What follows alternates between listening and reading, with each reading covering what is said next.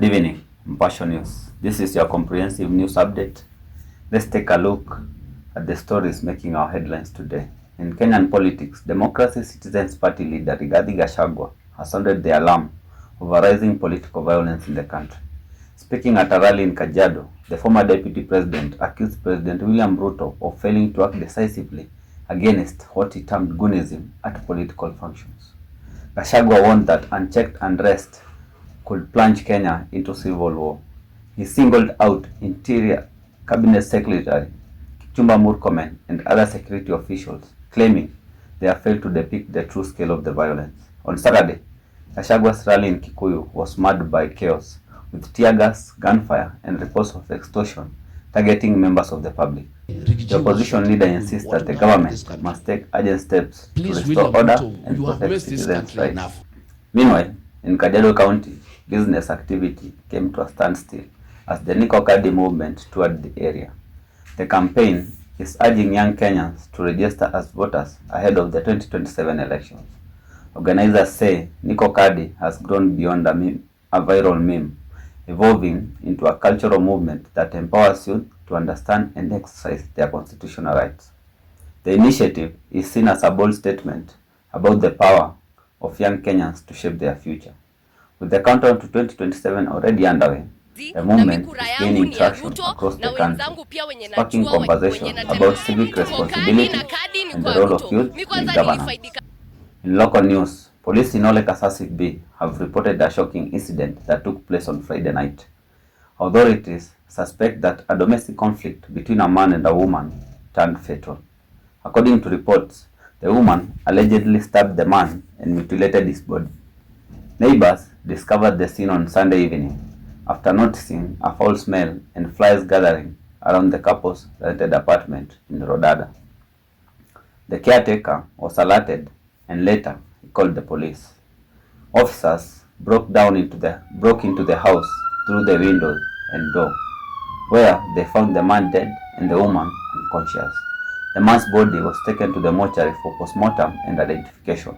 The woman was rushed to the hospital for medical checkup. Police say she will be questioned once she stabilizes. Investigations into the incidents are ongoing. Turning to economic matters, Kenya is grappling with an acute fuel shortage that has hit rural regions hardest. Motorists in western, North Rift and central Kenya are facing long queues and in some cases paying over 250 shillings per litre. Public transport fares have surged, adding pressure to households already struggling with high living costs.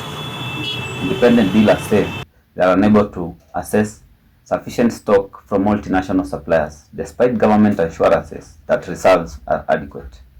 The Energy and Petroleum Regulatory Authority has kept fuel prices unchanged, but logistical bottlenecks and foreign exchange challenges have worsened the crisis. Global tensions, particularly the Israel-Iran-US conflict, have disrupted supply chains, while local reports suggest hoarding and panic buying are aggravating the situation. The government faces mounting pressure to stabilize the market and ensure equitable distribution of fuel across the country. In global news, US President Donald Trump has ordered a naval blockade of the Strait of Hormuz after Iran refused to abandon its nuclear program during failed peace talks in Islamabad. Vice President J.D. Vance left Pakistan without a deal following negotiations with Iranian parliamentary speaker Mohammad Bagher Khalifaf. The talks were aimed at solidifying a fragile two-week ceasefire in the Middle East conflict, which has already claimed thousands of lives and unsettled global markets. President Trump warned that US forces would finish up the little that is left of Iran if necessary. Analysts said the blockade could escalate tensions further, with significant implications for global oil supply and regional stability. Now to sports. In sports, Kenyan skater Kevin Kiari has captured national attention after winning gold and silver medals at the International Challenge Skating Championship in Benin. Competing without a coach or federation support, Kiari triumphed in the freestyle and classic slalom categories. On Instagram, he wrote, "Benin is a wrap, self-sponsored, no federation support. Still brought medals home for my beautiful country, Kenya. This is more than a win. It is proof that resilience, belief, and hard work can carry a dream beyond its limits. So his victory sparked widespread praise across social media, though many question the lack of official support. Video showed Kiari celebrating alone on the podium, draped in the Kenyan flag, but with no government officials present. Having returned home, he hopes his success will draw attention to the growing sport of skating among Kenyan youth. Kiari now shifts focus to the upcoming African Inline Speed Skating Championship in Cairo this May.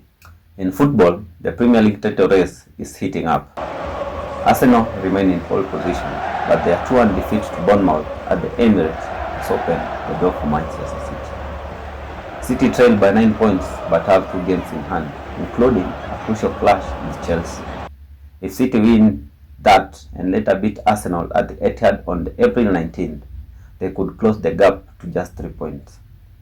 With the rearranged fixture against Crystal Palace still pending, the title race could go right down to the wire. Fans are bracing for a dramatic finish as the season heads into its final stretch. That's the extended news bulletin, keeping you informed on politics, local news, global affairs, and sports. Stay tuned for more updates at the top of the hour.